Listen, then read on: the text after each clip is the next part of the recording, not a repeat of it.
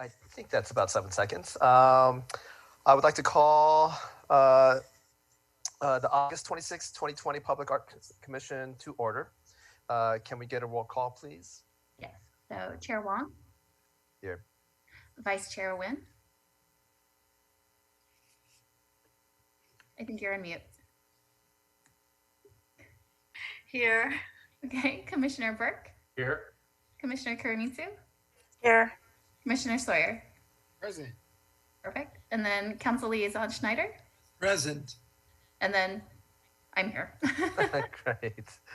Great. Now, are there any public comments? I did not receive any public comments for tonight. Okay. And so why don't we go on to communications? Councilmember Schneider, do you have any comments that you would like to share with the commission? Well, yes, as you'll find out on your agenda, I referred to you this problem with the al fresco dining and the barriers that they want to put up to protect the diners and the pedestrians.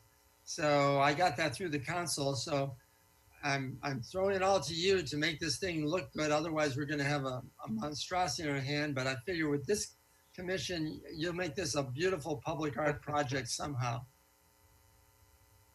What do you mean, Jeff? What Jeff? What's this? Spoken like a man who's truly on the way out the door. Okay, I just want to say that, okay? That was very schmoozy, Dr. Schneider. Commissioner Burke, he's giving us a present. Dr. Schneider's giving us a going away gift. Yes, he is. I'm not going away yet. Well, thanks for the opportunity to make some decisions. But if are there any further comments you would like to provide, Council Member Schneider? Not at this time, thank you. Okay. So why don't we go on to comments, commissioners? Does anyone have any comments to share? I have none. This is Jazz here. So, Dr. Schneider, can we revisit this conversation, or is this something we'll put on maybe for the agenda for another time? No, Well, it's on the agenda today. Okay, great. Yes, right. That's right. Okay, great. Okay, if there's no further comments from our commissioners, why don't we go to you, Margaret, staff liaison. Do you have any communications? No communications for tonight. Oh, wow, we're breezing through this. Okay, now moving to action discussion. Has everyone had the chance to review the minutes from July? And do I have a motion to approve? Well, having reviewed the minutes from last meeting, I realized that I was the one who made a motion to approve them. So I'm not going to do that this month. I'll let somebody else do it. I make the motion to approve the minutes. Do we need a second, or do I just say I all in will favor? second. I second. Okay. I'll second it. Okay. Thank you for the second. All in favor? Aye. Aye. Aye. Okay. Now, do we need time to get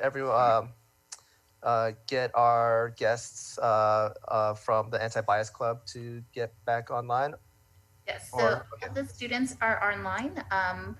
If you guys would like to go ahead and unmute yourselves and turn on your videos, I'll go ahead and pull up your presentation for you. And then just let me know when you guys want me to switch slides.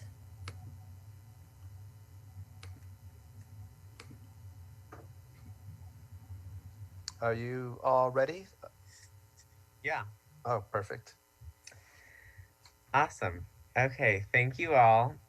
So we are back again today to share we took back your feedback from the last meeting, and we've revised and finalized an RFP, an application for the artists that we are hoping to send out soon. So we hope you enjoy this updated presentation. Next slide. So yeah, so with the RFP, last meeting we had said a request for qualifications, but we changed that based on your feedback because we want to get the design idea right away to see, which artists we should choose. And I believe that you all should have copies of the RFP, a PDF that was sent out earlier today to review. And so the five of us who are same as today, Maya couldn't make it today, but she is still with us. So the five of us are the voting members who will pick the artists, and obviously we will consult Commissioners Fung and Sawyer, the ad hoc committee to help us make the decision, but ultimately the five of us have the deciding votes. And then once we pick the artist, we will work to develop the design. And then once we have a design approved with that artist, we will come again before you to get that approved, and also ultimately in front of the city council to approve a location. Next slide. Hi, so our top location currently is City Hall. It would be the west side of City Hall facing the gas station on the corner of Mission and Fremont. There's some pictures right here, and if you can envision it, then that's where it would be. Preferably the bottom right corner, but we're flexible on exactly where the mural could go. And when we presented to the city council last Wednesday, they seemed in support of City Hall, and it seemed like that would be the best location because it gets the most traffic, and it would be really visible, and it's City Hall, so that's our top location. Next slide. So a little bit more about funding. Our budget is still $10,000. The money will be raised through the Anti-Bias Club, which is connected to the school's ASB account. We now have $5,000 from an anonymous donor, so that's really great. And we started making a GoFundMe. We can publicize the fundraiser on our social medias, and we plan on utilizing local organizations like PTSA, SPEF, Booster Club, Dudes, and any other local organizations we might find along the way. And the additional funds, we're still planning on sending those to Black Lives Matter LA. Next slide, please, sorry. Okay, right now we have a running list of who we're plan to send the RFP to, and we would appreciate if you guys at the commission have any ideas of artists or arts organizations that we could send them to. And then basically our goal is just to get the largest group of people possible so we can select who we think is best suited. And with that being said, thank you guys for listening to the presentation. And hopefully if you guys have any organizations, send them to the email at the antibiasclub@gmail.com. Thank you.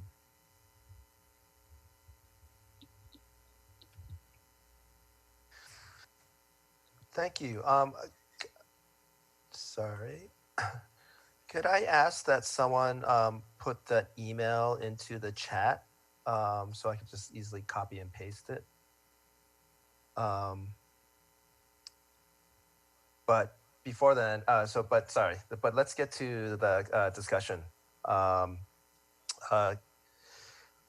there any comments or questions? Yes. As I was watching the city council meeting where the presentation was made, and I've already, by the way, complimented everybody on the great presentation. I thought it was good. I do recall that council left off the last couple of questions that were asked of the group was, have you looked at any properties that the school district owns? And I have to tell you, I think that is a reasonable question. I do understand that where your first choice seems to be a very highly visible location, and I'm not sure that the school district has a property like that, but I'm wondering if you have approached the school district asking them if they would be interested to let you use one of their walls, and maybe what they said. We have not. I mean, we really wanted to do something like public and make it as visible as possible. So we just went for City Hall and city properties, basically. And we've considered school district properties, but we didn't decide to pursue any of them because, as stated before, we want it to be, this to be a community-based thing, not necessarily just a school-based thing. I'm wondering, I hear what you're saying and it makes sense. I'm wondering though, if it might not be a good idea to approach the school district. I mean, apparently they must know about what you guys are doing, right? Um, at the very least, if they were to offer you some location, even if it's a podunk in the middle of nowhere location, that would at least show the support of the school district for your project. And I have to tell you that I think this question that I heard two of the council members raise, and I'm not sure, Dr. Schneider, if you recall that or not, but I remembered hearing, I thought, a couple of the council members saying, haven't you approached the school district? And it seems like it was a question that was left hanging. I would find a way I would recommend that you tie up that loose end, get, something from the school district, but more than anything else, get their support and endorsement and bring that to council as a suggestion. I think we can definitely consider finding a location at the school, but I just wanted to mention that we are doing our funding through the school, so they are supporting us in that way. It would be very good to say that at the next public meeting that you have. I would like to comment on what Commissioner Burke has mentioned. I do think that, and I'm sure you have it. That's your ideal spot that you're going to try to work with. But I'm assuming you do have backup locations, and it would be great to have maybe the school district as one of the, or some school district property as a backup location, even possibly private property, just to ensure that no matter what, if the city declines or if the school if the school board declines, then there's something that we can still, you could still execute that. But to get the school district's buy-in, does it necessarily, can there be a presentation and have an endorsement and support regardless of if they offer like a space or a wall? And is it all about just the buy-in from the school district?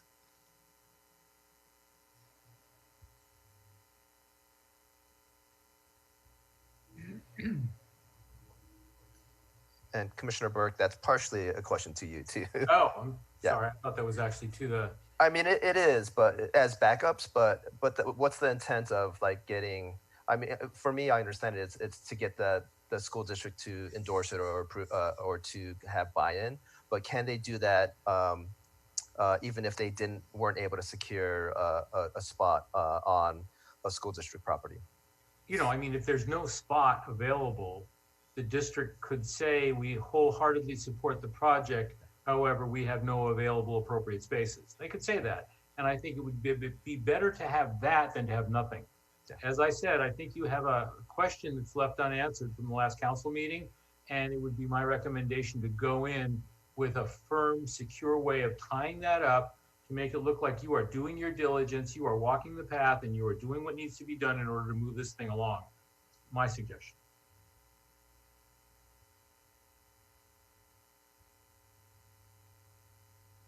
Yes.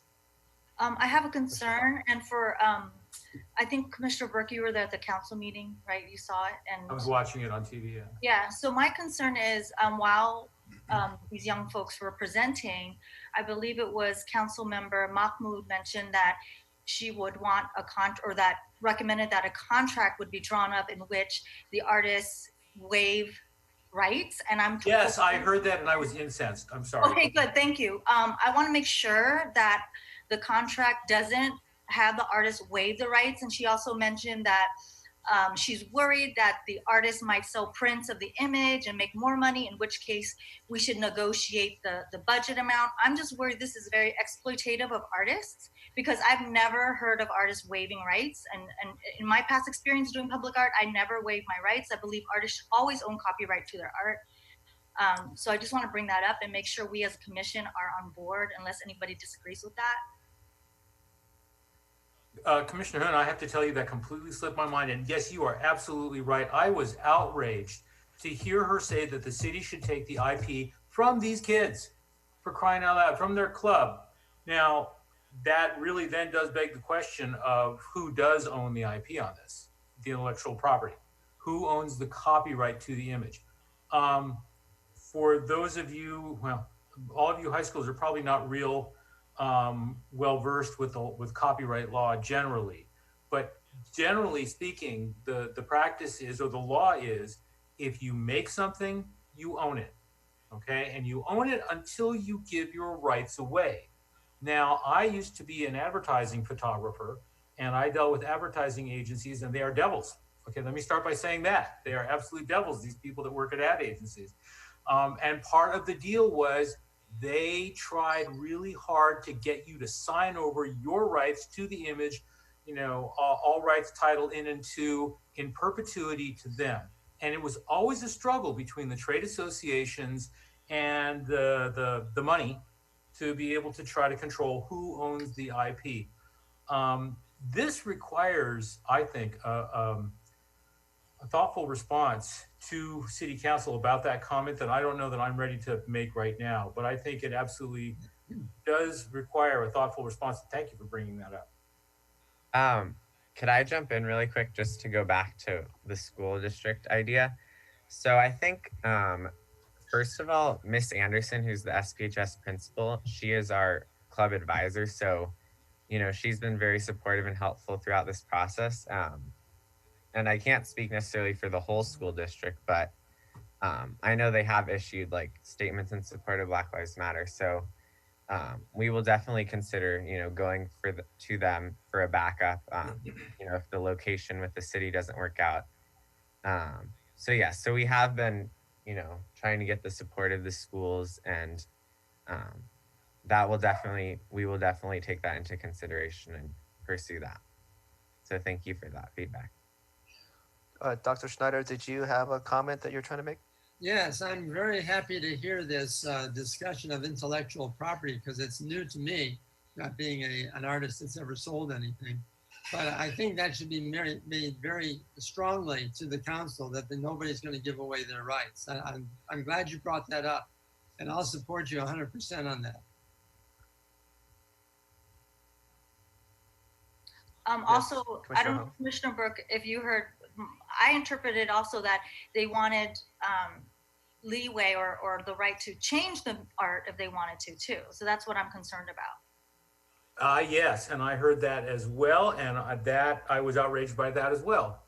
When a work of art, I granted there are community standards, and we, in theory, are the ones who are supposed to interpret those community standards. Once we have done so, however, and the city council has approved what we've done, I don't think some future city government official should be able to go in and put a silly face on one of the characters. I don't think it should be changed at all. I think artist's intent is valuable and should be safeguarded. As I say, I think this really deserves a reasoned response that begins with the idea that this city and this council and this commission respect the rights of artists. Okay, I think we are that kind of a city, and we should absolutely be making that statement. And I think we need to have a nice off-the-record conversation first with a certain council person to make sure that everybody understands how things work in the minds of others. And it is, I 100% agree. It is my hope that maybe perhaps this council member just doesn't understand the inner workings and IP in the arts, and hopefully it could be resolved pretty easily once we kind of break it down. I'm also concerned because the city attorney was present and affirmed council member Mahmoud's comments. And as we move forward, I would also feel strongly about putting a clause in the contract to make sure that the mural is safeguarded for 25 years and not become whitewashed. I agree. And would it be the city attorney who helps draft any sort of contract? Oh, it would be the city attorney who would draft the contract. Okay. Yes. Okay. That's good to know. And there reasonably should be some safeguards for the city. But I have heard more often than not that cities will say, because I've entered a number of public art sort of competitions and juries and things, and they will frequently say that, well, the city has to do this in order to safeguard itself, which is actually just lazy lawyering, okay, is what that is. There are lots of ways that a city can protect itself without having to steal the property of others. Okay, I'm incensed.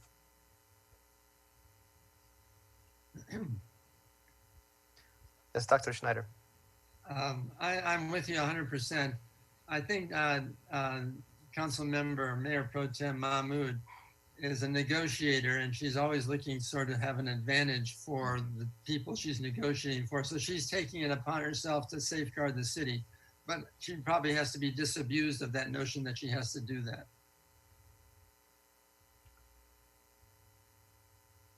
And I don't know what the city attorney's role in this is. I mean, she's probably never dealt with artists either. Yeah, so I happen to be particularly, well, I'm sorry, Dr. Jazz. no, I was just gonna say, as the ad hoc committee, we can make sure that that language is in there. You know, it's Right. important that there's no negotiating that. I mean, it was said, so it's out there, but now it's time to keep it moving. So we're gonna make sure that language is in there, that the artist cannot waive the copyright. That's not part of the deal. So we can negotiate too, okay? And that's what we're gonna do. Good. I'm wondering, and I don't want to get off the track, and I don't want to stretch out our students' time here, so I don't know if this is related or should come after, but you know, I'm wondering if it might be worthwhile to for this commission to hammer out a statement on the city's position on artist rights. In general, you mean? In general? In general, right. Just a position. This is our position, that we respect artists' rights and that we want to promote the work of artists and that we are an artist-friendly city. And it seems to me that if anyone is going to make such a statement, it should be us and not Spark or whomever. And I'm wondering, first of all, if we can discuss that tonight, whether it be due to whether or not it was agendized. So it hasn't been agendized, so I don't think it would be appropriate for you guys to make any or take any action on something like that. But that's something we could definitely bring back at a future meeting. Yeah, please, can we do that for the next meeting to agendize it? I think all of us here would be interested in talking about it and developing something. I think it is really important to advocate not only for artists, but advocate for our own city, that we are an arts-friendly city, and to attract quality artists. We're going to need language like that, and we're going to need to demonstrate that we're supportive of artists and you know, living wages for artists, but also copyright and just you know, legal, just in general, legal rights for artists. Yeah, we don't want anyone coming before the commission or city council to have to argue or waive their rights. I mean, that shouldn't even be in the conversation moving forward. Absolutely. I have withdrawn from competitions where, after having read some of the fine print of the competition, they said, you know, you give all rights, title, and interest in it too. And it's like, hell with that. I will not do that. You know, I was a stock photo agent. I made a living for myself and hundreds of other photographers by defending intellectual property rights of artists. And I still feel like that's a very important part of my life right now. And I would be willing to serve on a subcommittee next month should we decide that we need to make one. So there you are. Okay, so just for clarification for the item for next month, it would be the creation of an ad hoc committee to address intellectual property and artist rights. Yes. Okay. May I ask a question? Sorry. I know we've been talking about kind of the location and that type of thing, but I'm wondering if you guys have had a chance to read the RFP. Do you have any feedback about, you know, the application and that type of thing? I don't know if I got it. I don't know that I got it. Yeah. It's included in your agenda packet. It was the attachment to the staff report for this item. Oh, I see it. It's right after it's on the agenda. Okay. I'm sorry, I haven't had a chance to look at this previously. Can we take a minute? Yeah. You can always also email after, you know, to the email in the chat. We were just thinking, you know, while we're kind of thinking about the location and the logistics of that, we would want to start sending out the application soon so we can start working on the design while we kind of discuss the location just to, you know, make the process faster. So, you know, once we kind of get some feedback from you all, we were hoping to send that out in the next few weeks. And as I recall, the last time we discussed this, who was it that mentioned it? Wouldn't it be what was wrong with having students actually create the art? Where did we, that sort of question I know was brought up, and I don't know that there was a final answer on it. Was there? So we decided against doing a student or community type thing because, well, one, you know, with the coronavirus, having more people is just going to make it, you know, not as safe. And the other thing is, you know, we just want to vouch for the quality of the art. So having a professional artist just kind of, you know, makes that easier, and it's easier to work with one person rather than, you know, finding students. So we ultimately decided just to go with that professional artist. But no, you guys are gonna put the announcement out to all, right? All ages, all, they could be a student if the art, you know, prevails, but you're putting out to everyone, right? Not Yeah, just I guess that's true. That's true. You're right. And I do want to mention that I do recall during our last meeting, which I understand and I was convinced that yes, we should maybe, or sorry, I'm just thinking it's like the city and the community, but that the Anti-Bias Club should. I understand why there is the desire to have a professional artist, but if we could maybe stipulate that there be some community painting days, if COVID gets better. In the future, that you know, even professional artists could, the community can come in and maybe do background or you know, some preliminary kind of first coat, and so I just want to, you know, I don't think it's not contingent on any of this, but I would like at least to think about ways to involve the community with some early stages with the artist leading it, and if the artist is open to it, to engage the community somehow in the painting process. Yes, we were kind of leaning towards not doing that just because of the logistics idea, but you know, we'll leave it up to the artist. We don't want to, like, if the artist really doesn't feel comfortable with that, then we won't, you know, force that upon them, but you know, we can keep it open, but yes. Thank you.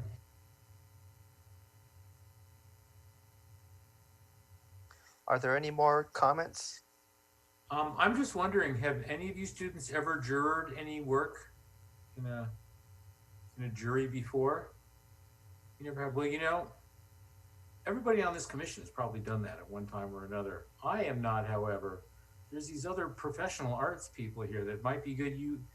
There's a process that's involved with selecting, and Communication Arts Magazine has a very famous one with little upside down cups and things, and maybe they do something different now, but I don't know what. So Dr. Sawyer and I will help them with the process and come up with a rubric. I've served on panels before, so it would completely be doable. Dr. Sawyer and I will not be voting members. We want this to be completely the decision of the Anti-Bias Club, but we will guide them through to make sure it's a fair and vetted process.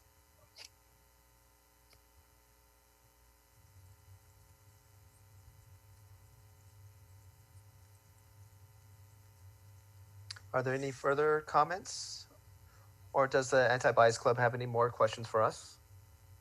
And in my apologies for not reading the proposal beforehand, but I definitely will read it and then email if I do have any comments.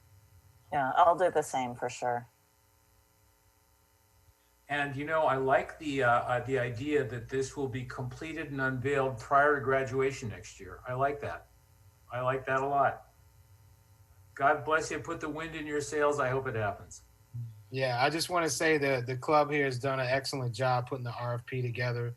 If you once you finish reading it through, you'll see all those questions, the rubric, you know, how it's going to be presented, what the artist involvement is. So it's really well put together. So I think we'll be able to move forward with recommending it to the council. Once we get your feedback, we can get this thing moving. Thank you so much.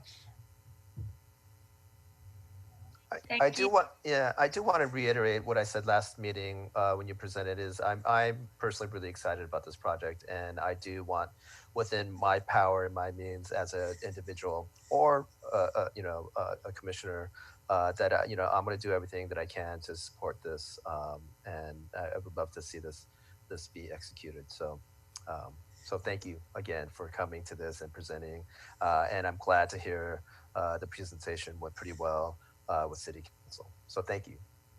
Thank you so much. Thank you. Thank you.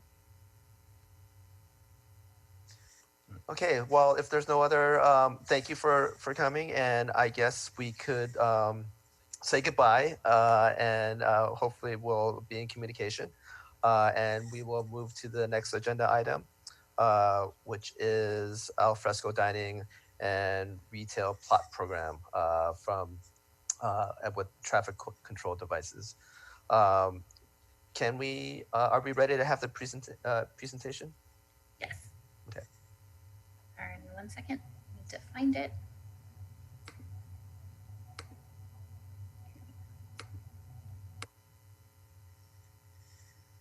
Okay, so good evening, commissioners. So tonight we'll be discussing the alfresco dining and retail pilot program, specifically the traffic management devices.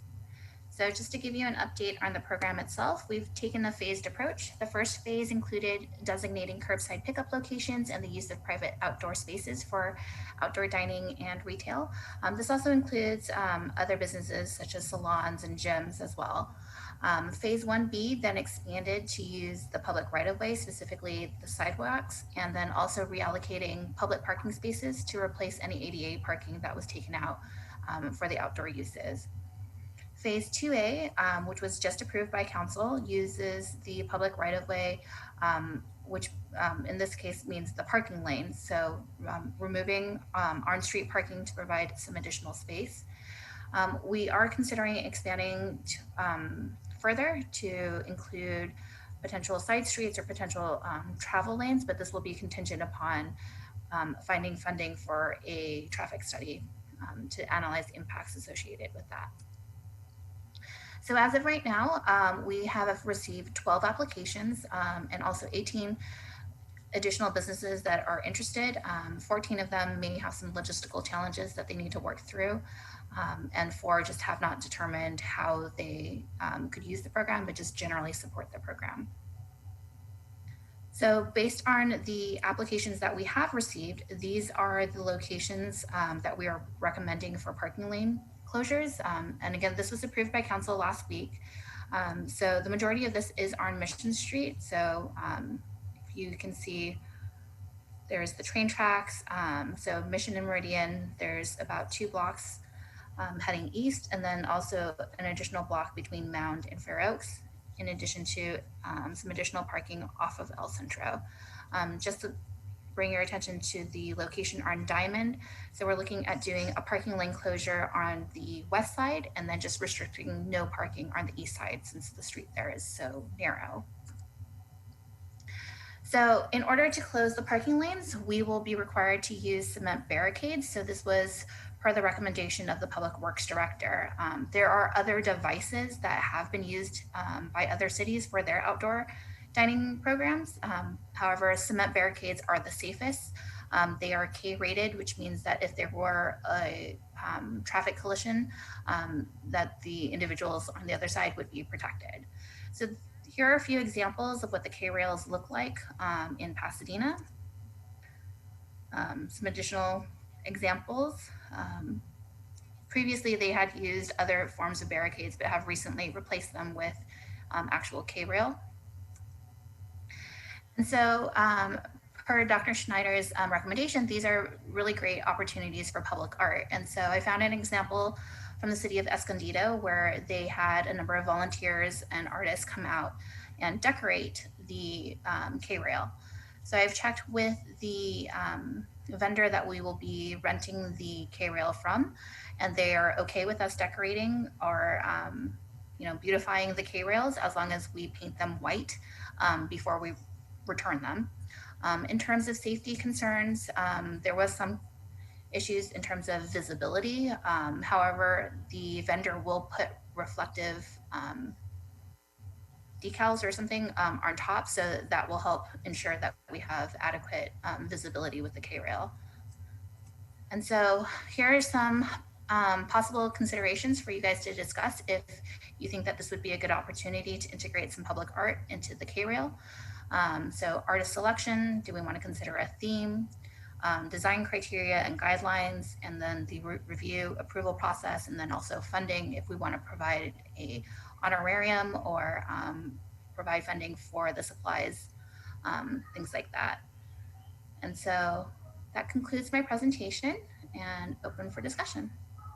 Oh, and then in addition, here's the link to our economic development page in case there's any businesses that are watching that are also interested in participating in the program.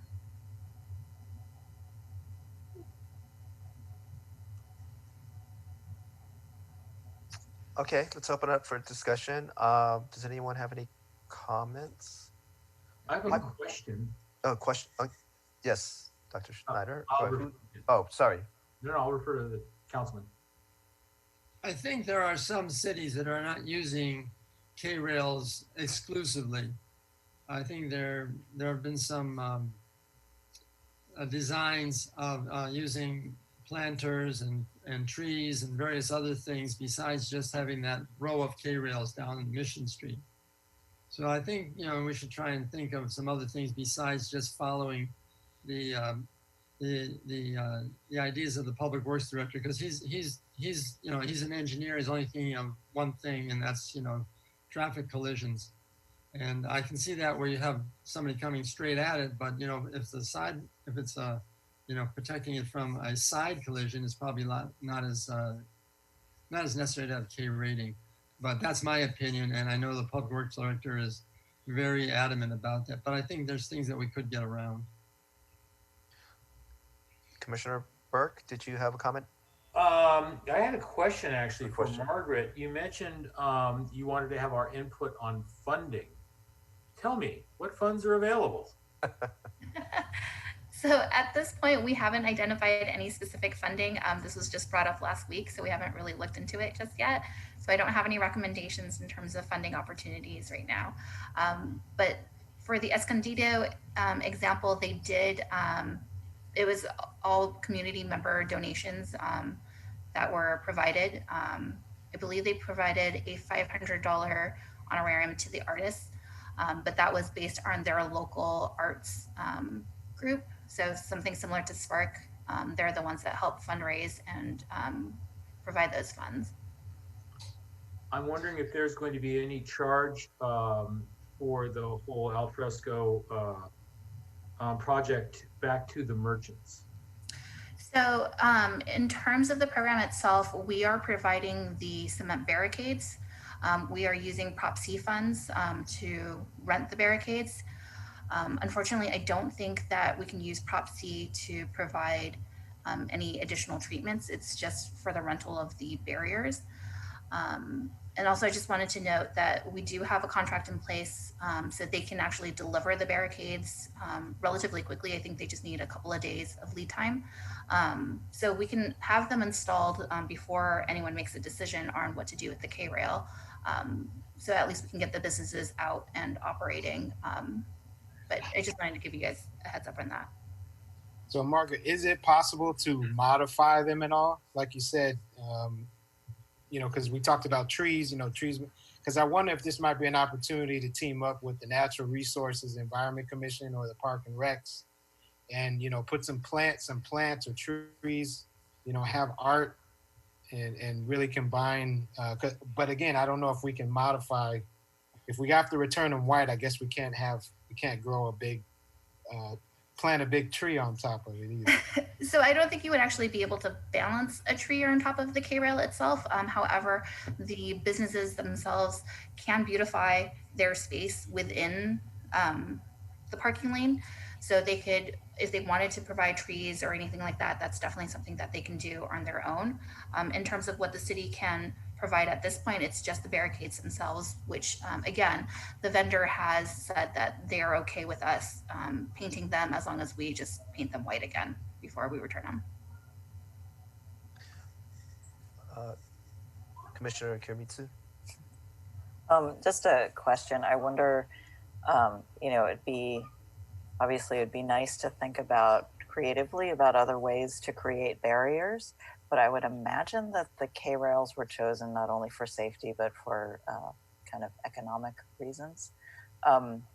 Is there were like planters considered at all, or is it just, are we thinking of this as a very, very much a temporary thing, or more of a something that might be in place for a little bit longer, in which case planters might be an interesting way to go? I'm just curious. That's where I was trying to go. Yeah. So, Yeah. so we had brought up the idea of using planters as the barriers themselves, the public works director, but again, his priority is safety. Yeah. And so that's why he wanted to go with the cement barricades. However, we could allow the businesses to put planters within their own space. So that space is really just for them to decide what they want to do with it. As long as they can maintain the social distancing protocols, they can decorate it however is appropriate. And I guess the second part of my question is, the intention of this is just to be during this moment where the protocols are in place from the state and from the county. And unfortunately, we don't know how long the pandemic will last. We will consider potentially extending the program to be a permanent program after the pandemic, of having parklets and things like that. But so that's why this is kind of still considered more of a pilot program. Right. We're just kind of testing it out at this point. But great. Unfortunately, we just don't know how long. Yeah. Dr. Schneider. I think we okayed this program for 90 days. Isn't that correct, Margaret? No, so the program will actually run 90 days past the pandemic, the local emergency declaration. So once the pandemic is over, it'll still be in place for 90 days because we figured businesses will still need some time to adjust after. And I think I did see some treatments where there were planters between the K rails. There'd be like a space of 4 feet or something, and they'd put a planter in that line, so there wasn't just a line of K rails. And Margaret, that's what I meant, not be on top of the K rail. I meant planting on top of it. That's to clarify. If I may, this is Joanna. I'm the director of planning, and one of the places where the alfresco dining is in place is in Santa Monica, and Dr. Schneider mentioned, having a K rail, a space, a tree, a K rail. That does exist there, but the condition there is that there is a bike lane that is in between that K rail and the driving lane. So when you have that extra buffer room, then you don't need the K-rated, because the K-rated barriers will be right up against traffic. And that is why the director of public works is recommending them, is because, and they actually are, their shape is meant to primarily actually deflect a car running alongside of it, to deflect out. And then, for example, in Pasadena, they don't have some curb extensions like we do in the locations we're looking at them. And so instead of, they've actually put additional things to block cars, not just the K rail that might hit them straight on. So that they're, you can look to the example that's a close neighbor, Pasadena, to see kind of what they're thinking about safety wise. And I think that there are certainly locations where something other than a K rail or a K rating can be placed, but it has to do with really the volume of the street and the, how frequently and how fast cars do travel. And that's really what the public works director is looking at. So there are examples of other treatments elsewhere, but you really have to look at what kind of roadway that is and if there is a buffer or not. So there's a lot of conditions that are dictating that K rail. Here's a question for Joanna and Margaret. So would it be a combination of the cement and those other ones, or are we just going to go, is the recommendation just to use the cement? Okay. Yes. As of right now, okay. Yeah, just because of the location on Mission and on El Centro and the kinds of streets that those are, yes, it's just the K rail. But one of the things that the public works director wanted to do is, instead of, for example, a business might say, yes, I want to use the parking space in front of my my business, but then the business next door, isn't interested, and down the block they're not interested. So it would have been more cost effective to just give them the space right in front, but the public works director felt it was much safer to take the whole block, so you didn't have to you didn't have to worry about people getting confused and running into them head on. And so that is one of the reasons why these are either whole blocks or at least a half block up to a driveway, for example. But in all these cases, we have a curb extension that already is directing traffic out of the way, right? So that's really important. And it is, we're gonna walk the streets on a case by case basis so that these things are located based on the safety of pedestrians. I do have a question about, I know this is temporary or considered a pilot program with potentially making it something or a version of it permanent. Who decides that, and when would that be decided? So following the pandemic, we'll evaluate how well the program performed, and then I believe we would consider incorporating it into our general plan to do the parklets. So ultimately, that would be the city council's approval. And I should point out that a permanent program wouldn't necessarily have to have K rails.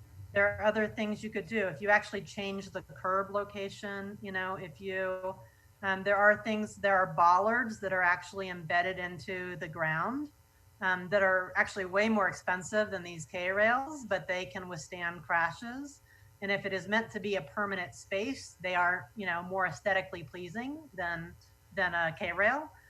So there are other things that you can do if the program does become more permanent to make it much more attractive. The K rail really is a solution for a temporary, condition.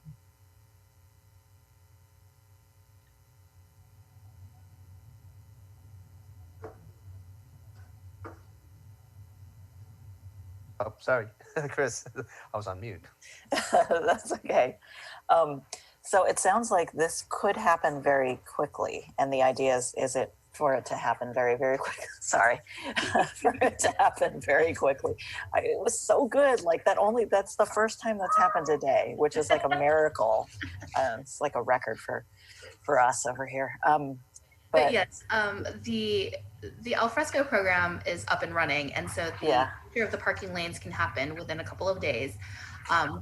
So we're not necessarily waiting to, have final approval on the public art component of it. Right. Go ahead and get those installed so the businesses can start operating.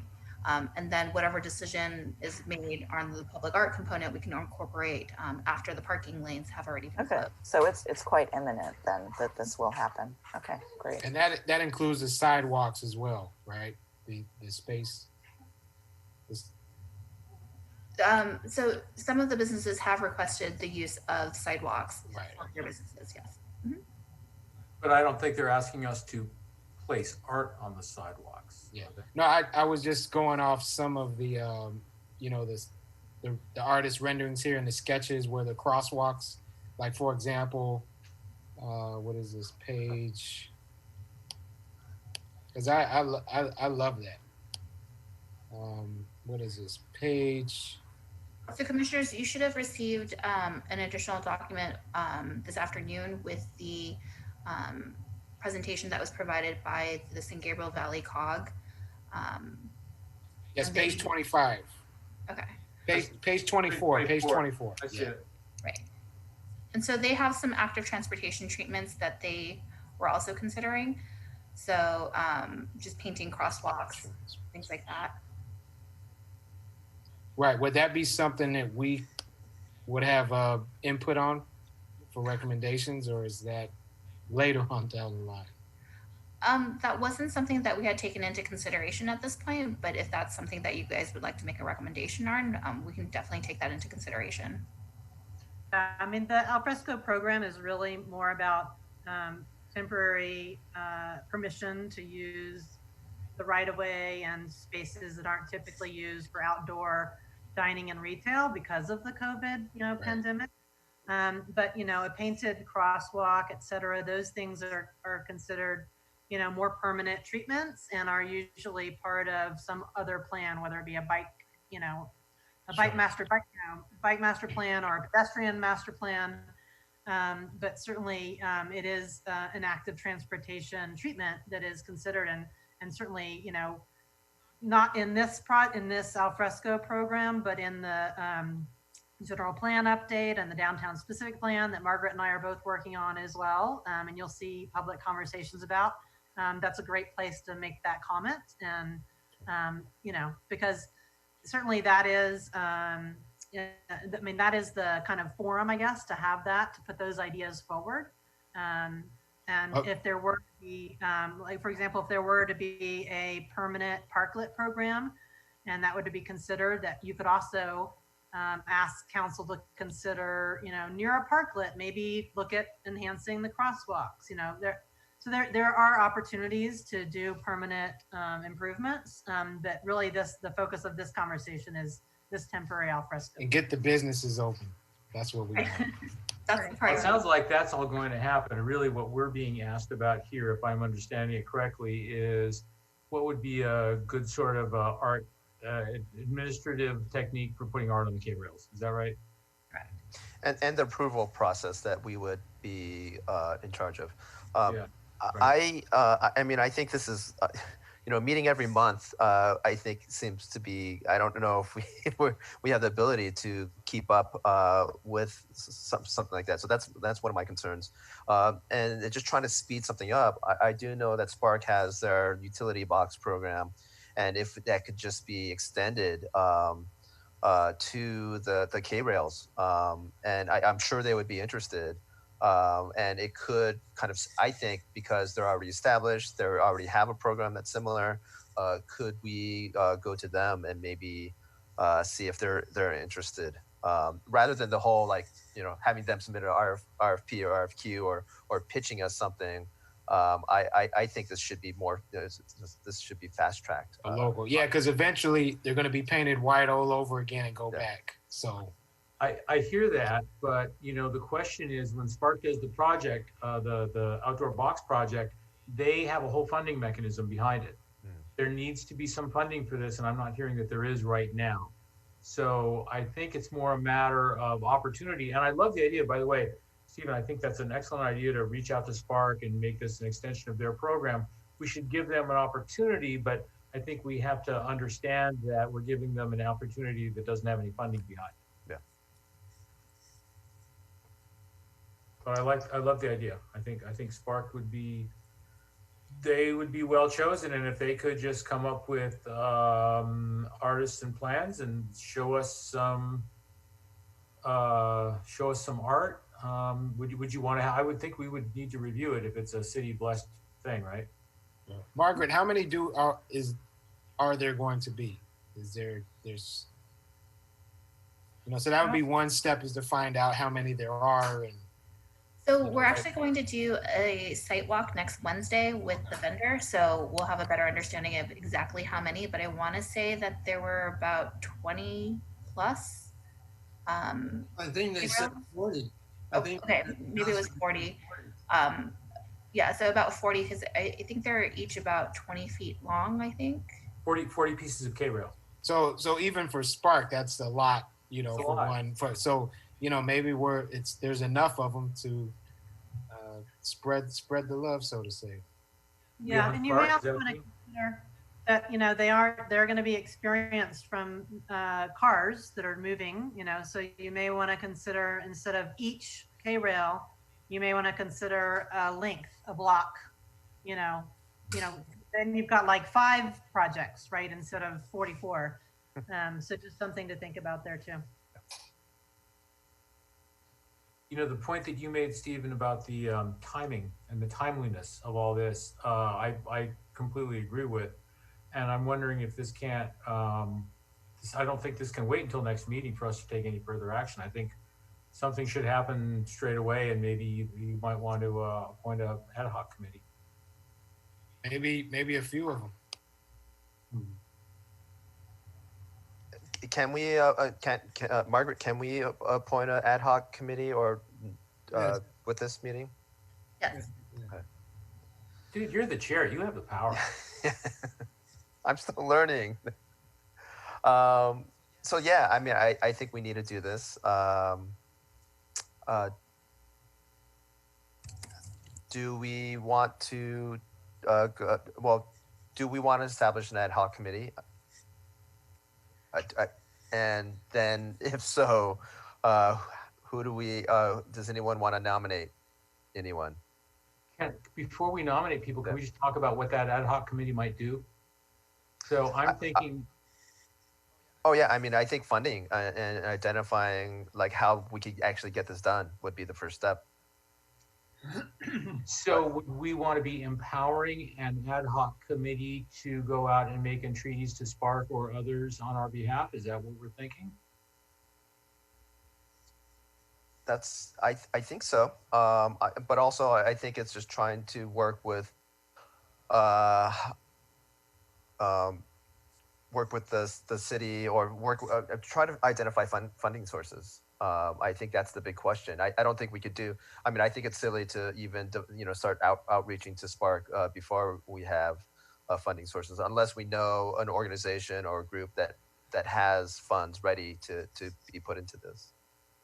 Well, we may not have money, but having available art space that's in a public place, that's kind of valuable, I think. In fact, I'm willing to bet you that if we put out a call for art of some sort to some group or to everyone and told them you had to provide your own materials,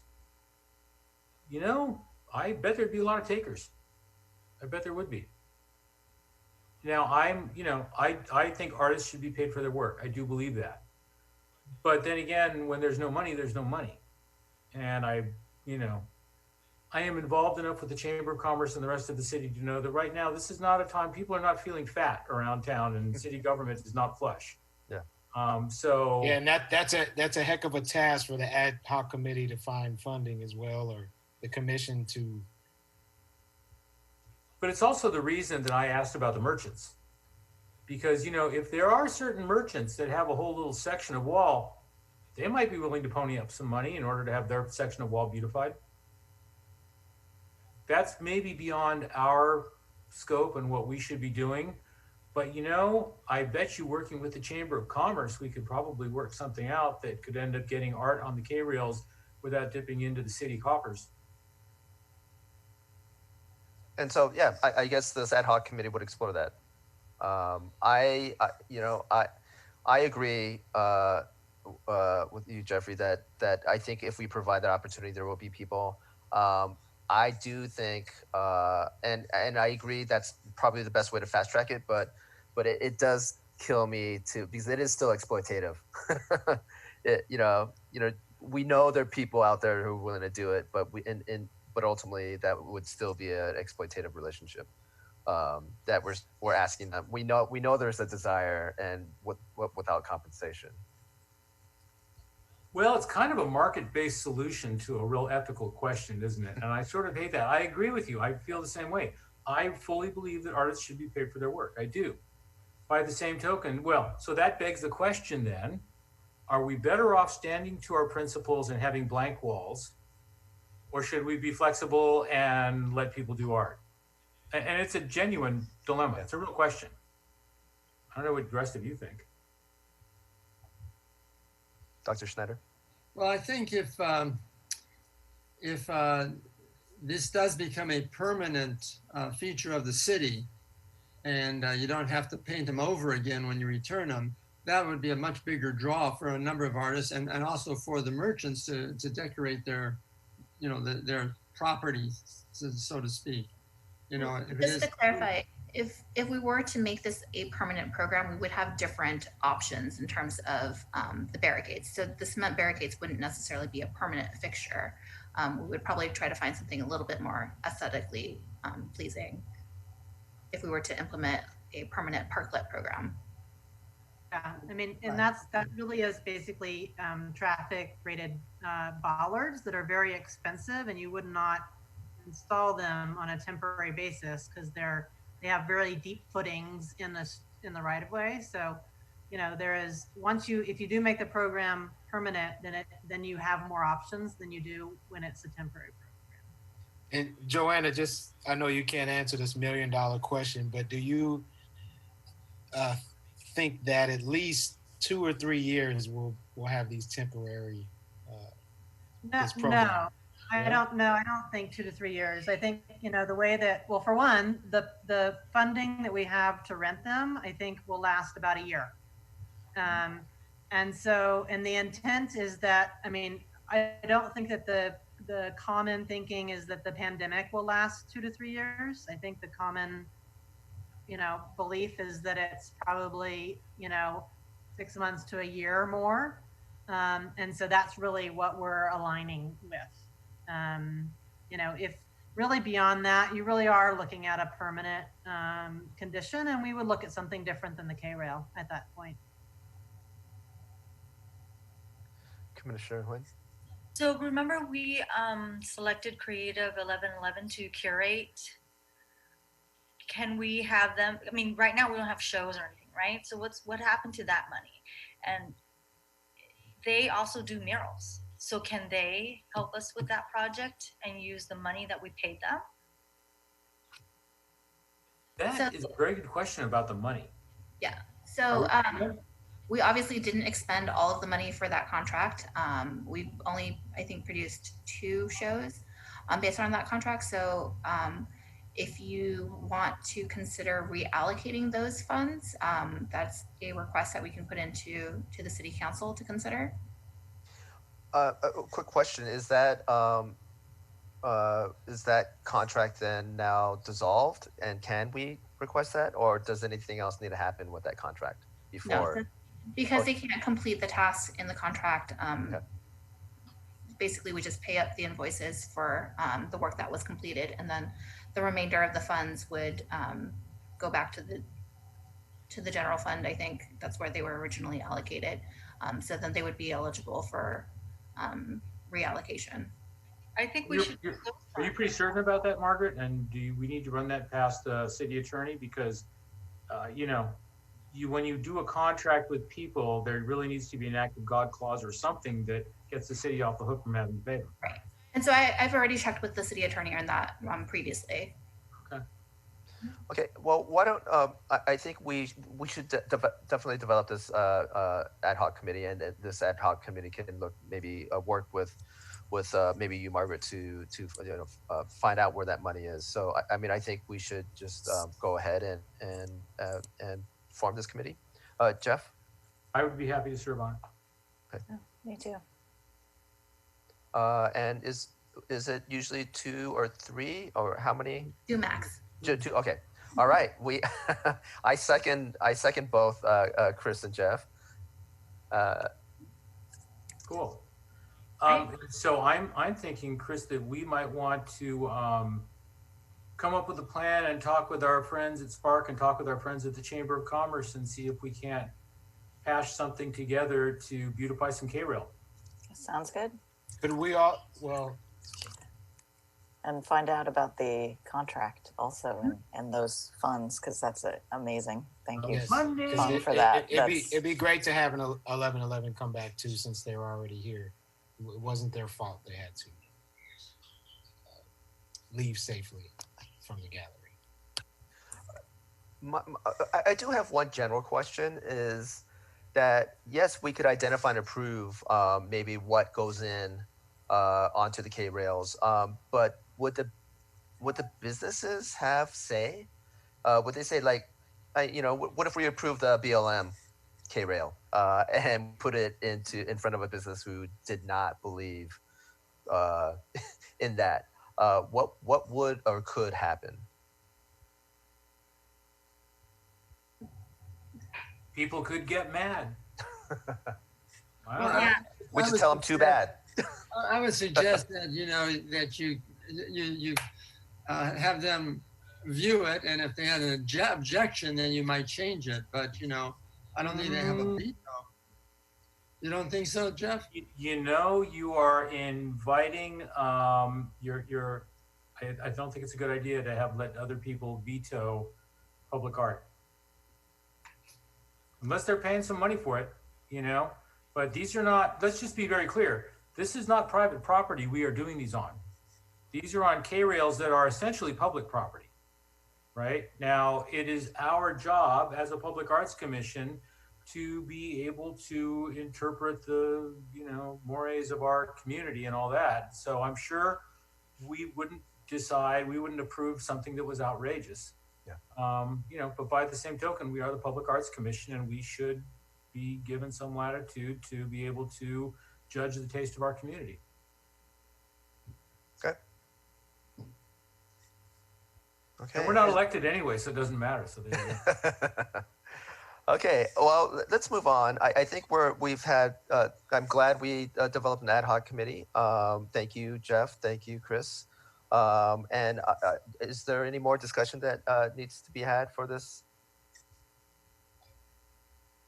So I know we had a motion and I think we got a second. No. Do you want to do a vote? So all in Yes. favor? All in favor? Aye. Aye. Thank you. All right. I think that is it. I think thank you for everyone's presence and participating. Commissioner Wong, I think I Yes. have one other question that I wanted to ask, and it's just a follow-up. What is his name? There it is.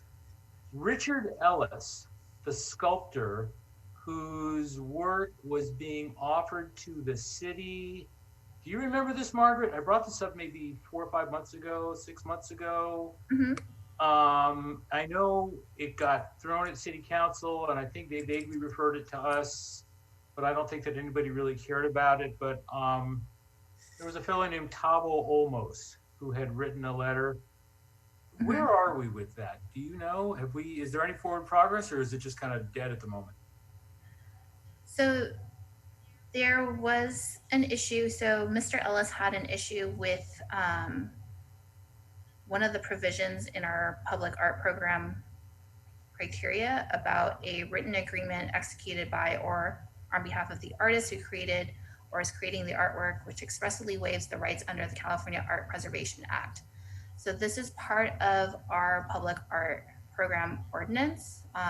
And he had asked the city attorney if that is a requirement that could be waived, and she said no. And since then, I have not heard back from Mr. Olmos. Is anybody familiar with the California Art Conservation Act? I am not. I'm wondering why he I'm wondering what it is, why we make people forsake it, and why he bowed out over that. Because it seemed as though it was a gift to the city that would go into Garfield Park and would look great, and now we're haggling over stuff. So that's basically where it got left off, was we said no and he walked away angry? I didn't receive any other feedback from him since then. Can we look into what that ordinance is? And I think, Commissioner Burke, just to reiterate, I think it's good for us as a commission to issue statements. Yeah. About what we do. We should take a position on behalf, we should be the spear tip of the positions that the city takes on all things that are arts related. And I agree, it would be good for us to know about that. Okay, so I'll include that for the next meeting's discussion on the intellectual property and artist rights. Yeah, I wish the city attorney hadn't turned him down flat without conferring with the Arts Commission. You know, I think we might ask her not to do that in the future. Yeah. And Margaret, I'm sorry, what did you say that was? Is that that was the city arts? It's part of the city's art ordinance. Arts ordinance, is it? Yeah, so it's included in the ordinance itself. Okay. And it says that we will not, I'm sorry, what was the wording? That we don't accept the California, tell me again? So written agreement executed by or on behalf of the artist who created or is creating the artwork, which expressly waives their rights under the California Art Preservation Act or other applicable laws. That's the one that I'm telling you about at the council meeting that she brought up. The city attorney brought that up. at the council meeting last Wednesday. She mentioned that same thing in Yeah. connection with the BLM kid mural with this. Yes. We need to So- look into that. So Just- let's look into that, definitely. Yeah. God, if you could just send us a link to it or something, we could do some research ourselves. Yeah, Margaret. Yeah, that would be great if you could send us some information. Okay. Yeah. So to get this straight, so our ordinance references this law, but it doesn't specifically cite, repeat the law, it just references it, right? Correct. Okay, so we need to know exactly what that says. Okay. Yeah. And finally, Commissioner Kuramatsu, I need your phone number so we can be a committee. We can make Margaret, can you send it to me? Yes. Got it. I can put it also in the chat if you would like. I don't think you can put it in the chat to Margaret because she's the only one. Oh, I see. Chat. Got it. This is a public body for crying out loud. Oh, right. Oh yes, I I forgot. just realized. Sorry, Yeah. people. Phone's here, okay? Sorry, general public. I will not share my phone number. I have a question for all the commissioners. So Noah of the Anti-Bias Club asked for your email so he can ask questions. Would you Oh, feel yeah. Oh, absolutely. Totally. give him your emails? Yes. Thanks for asking, but absolutely. We should also remember, though, that there is a Brown Act and that we may not confer amongst each other about these things. So if you are sending emails, send them as individuals. Don't CC one another, please.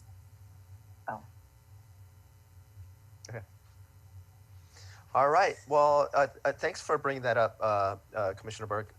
And I think we are at the end of our agenda. So do I have a motion to adjourn? Sure. I motion to adjourn. All in favor? Hi. This is All the right. best meeting ever, Steve. No, they're two very important subjects. It was a good meeting. Good meeting. Thank you, Joanna. Thank you, Dr. Snyder. Thank you. Appreciate you, you guys. everyone. Thank you all. Thank you, Margaret. Bye. Thank you, Margaret. All right. Have a good night. Bye.